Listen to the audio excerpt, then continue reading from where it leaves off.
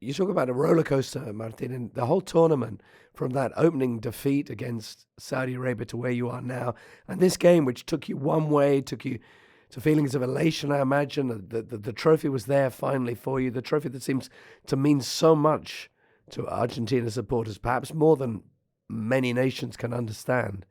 And can you describe some of the highs and lows that you went through? Yes, and then you would see it slipping, in your hands. It was in our hands, and then suddenly it was a carbon copy of the game against the Netherlands.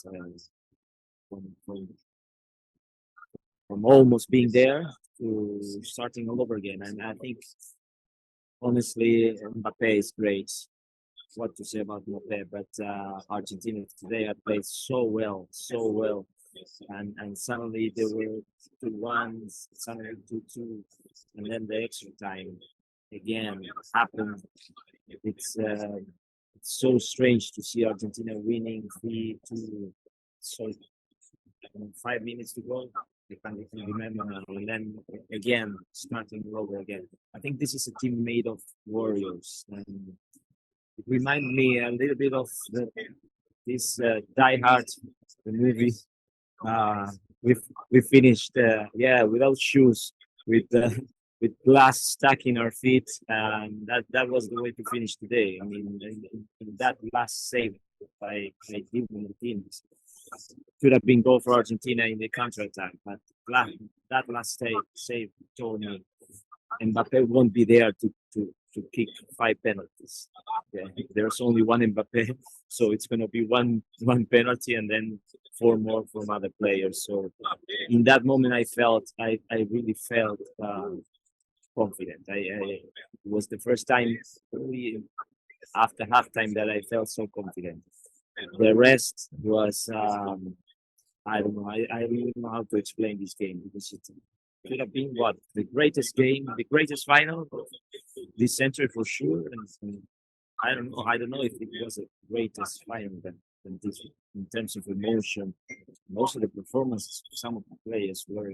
So I'm still surprised because Messi was the one that lost the ball in what it became the 2-2. We needed some minutes to cope with the shock, just as it happened with the Netherlands. The same.